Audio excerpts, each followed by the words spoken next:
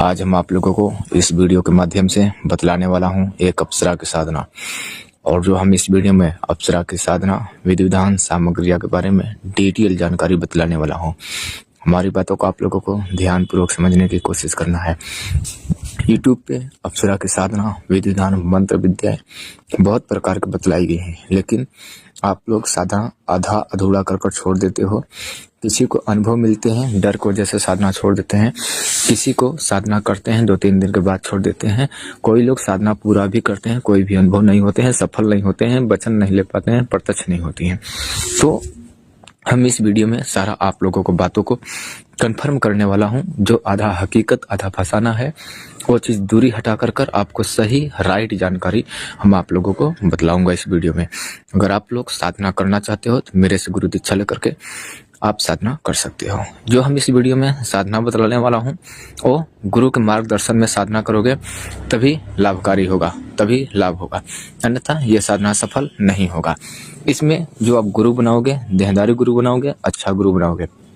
इसमें जो साधना हम बतलाएंगे बहुत इंपॉर्टेंट साधना होने वाली है।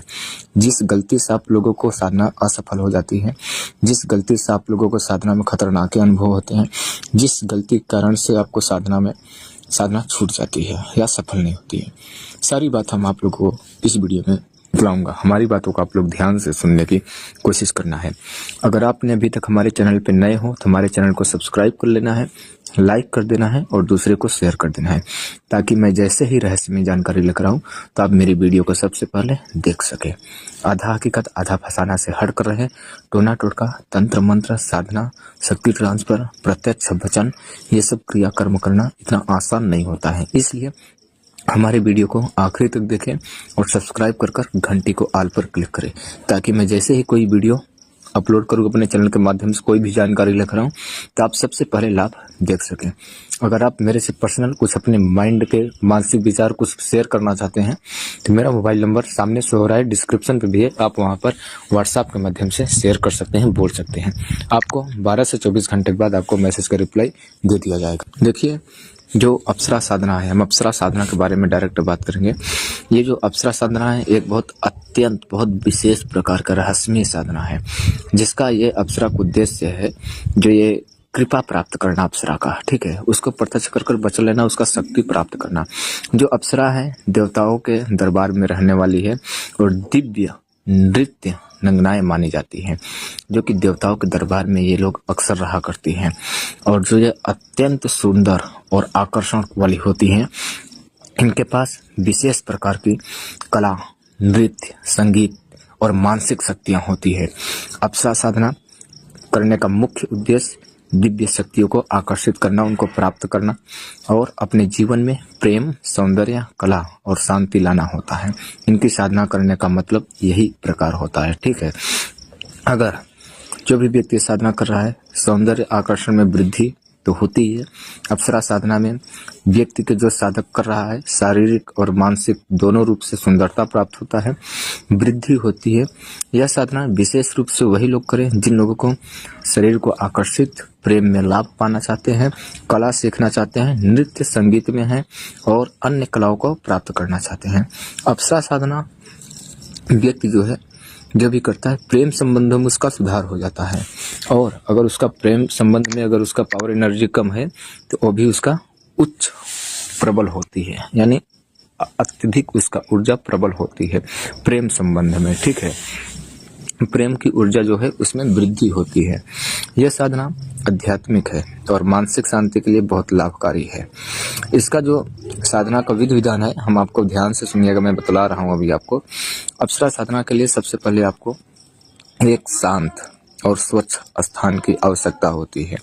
जैसे कि वो स्थान हो सकता है किसी एकांत रूम, या तो फिर जहाँ पे आपको कोई बाधा न पहुँचा सके, या तो फिर नदी हो गया, नदी के किनारा हो गया, या बाग बगीचे हो गया, या किसी भी शांति स्थान। अगर रूम के अंदर कर रहे हो तो उसमें में किसी भी देवी देवता, मृतक या जीवित व्यक्ति का या देवी देवता का फोटो नहीं होना चाहिए। ये बात आपको ध्यान में रखना चाहिए, नहीं तो आपकी ये साधना सफल नहीं होगी। ये साधना वही लोग करें जो लोग ये साधना को पूर्ण कर सकते हैं। आधी अधूरी साधना करोगे तो आपकी साधना ये बिल्कुल संपन्न नहीं होगी और आपको हानि देखने को मिलेगा।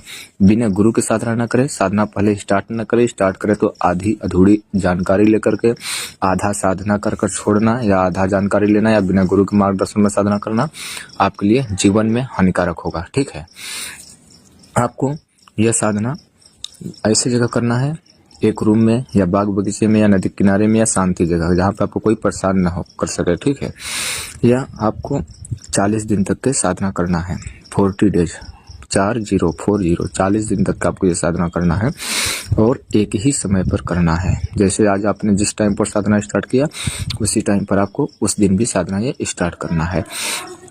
सबसे पहले आपको पवित्र हो जाना है और अच्छे कपड़े पहन लेना है, सफ़ेद वस्त्र, और साधना स्टार्ट करने से पहले मानसिक रूप से और शारीरिक रूप से शुद्धता बना लेना है और एक दीपक जलाना है, अगरबत्ती जलाना है। दीपक अगरबत्ती साधना में इसलिए जलाया जाता है, कुछ लोगों को ये भी बात नहीं पता है, क्योंकि साधना का जो स्थान है वो शुद्ध हो जाता है, वहाँ का वातावरण शुद्ध हो जाता है और ध्यान केंद्रित होने लगता है। ठीक है, और जो हम अभी आपको मंत्र बताएंगे उस मंत्र को 11 माला मंत्र के जाप करना है। जो हम मंत्र बतलाएंगे, 2 मंत्र बतलाएंगे, दोनों मंत्र में से कोई भी मंत्र का आप जाप कर सकते हो। मंत्र ध्यान से सुनिए। पहला मंत्र है ओम अप्सरा शक्ति आत्मा रुद्राणी नमः। फिर से मंत्र सुनिए। पहला मंत्र है ओम अप्सरा शक्ति आत्मा रुद्राणी नमः।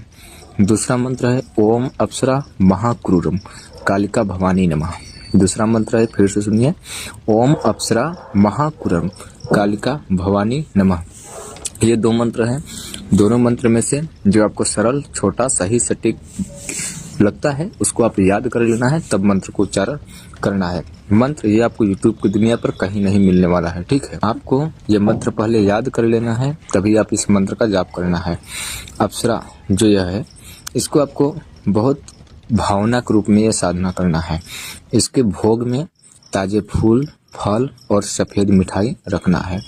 आपको ध्यान देना है कि जो आपके दिमाग है उसको बहुत शांति बना के रखना है। अपने आंखें बंद कर लेना है और अप्सरा की प्रतिमा को ध्यान करना है। अपने आज्ञा चक्र पे फोकस करना है।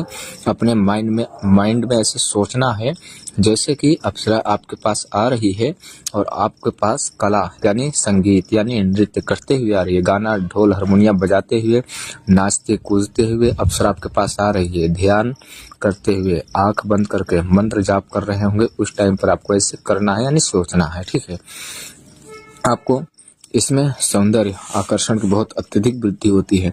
आकर्षण की इतनी अत्यधिक वृद्धि होती है कि आप उसको कल्पना नहीं कर सकते हो। आशीर्वाद अप्सरा के बहुत अत्यधिक मिलती है। अगर आप कला में या महारत प्राप्त करना चाहते हो तो आप ये साधना कर सकते हो। प्रेम संबंधों में सफलता अगर पाना चाहते हो, यदि कोई आपके व्यक्ति ऐसा है जो कि प्रेम संबंधों में परेशानी महसूस कर रहा है, तो अप्सरा साधना उसके लिए प्रेम जीवन में खुशियाँ और सफलता ला सकती है। अगर आध्यात्मिक उन्नति से इस साधना से अगर व्यक्ति को आत्मिक शांति और मानसिक संतुलन प्राप्त होता है, जिससे जीवन का सकारात्मक बदलाव होता है। सबसे मुख्य बात वही व्यक्ति लोग करें जिन लोगों को ये साधना में पूर्ण रूप से ट्रस्ट है, विश्वास है। यह साधना जब भी आप कर रहे हों तो इसमें अनुभव बहुत खतरनाक होते हैं। अनुभव ऐसे होते हैं कि आपको शीतल शीतल हवाएं और गुनगुनाहट की आवाज़ और खिड़की दरवाजे से आवाज़ें और पायल की आवाज़ें, चूड़ी खनखनाने की आवाज़ें, आपके पास कोई बैठने उठने की, स्पर्श करने की आहट मिलना, इस प्रकार से आपको महसूस होता है। दीपक की लौ अचानक रोशनी बढ़ जाना, या तो फिर दीपक की रोशनी एकदम कम हो जाना, या तो फिर दीपक के पास कोई छाया बनते हुए आपके पास इस प्रकार से अनुभव होता है। 40 दिन जब बीत जाता है तो अप्सरा आपके सामने आकर के घूमने लगती है, नाचने लगती है, दृश्य रूप से दिखाई देने लगती है। आपको उससे बातें नहीं करना है, लास्ट के दिन बातें करना है। लास्ट के दिन आपको उससे वचन में ले लेना है और अपने पास रहने के लिए वचन में लेना है। उसको माँ के रूप में आपको सिद्ध करना है। बहन प्रेमी प्रेम का रूप से नहीं, माँ के रूप में आपको इसे सिद्ध करना है। तो आपको इससे गलत विचार लेकर, गलत भावना लेकर साधना नहीं करोगे, गलत कार्य उससे कराओगे नहीं।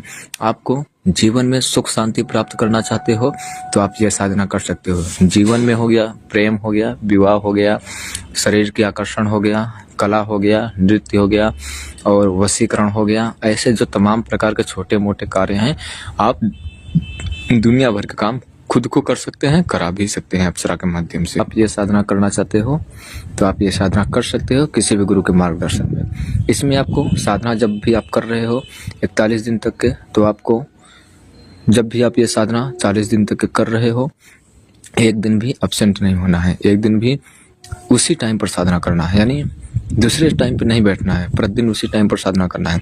प्रतिदिन ध्यान लगाओ लेकर के साधना करना है।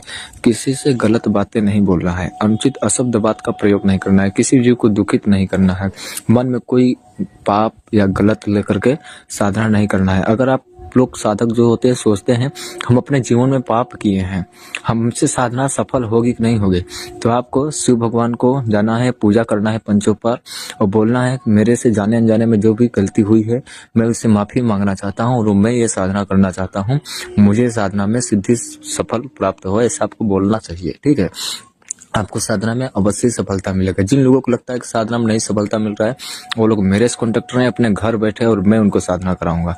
वीडियो देखने के लिए धन्यवाद। अब आप लोग आदेश दीजिए, मैं अपनी बाड़ी को यहीं पर विराम दूंगा। बहुत जल्दी लौटूंगा एक रहस्यमय जानकारी के साथ। तब तक के लिए जय श्री महाराज।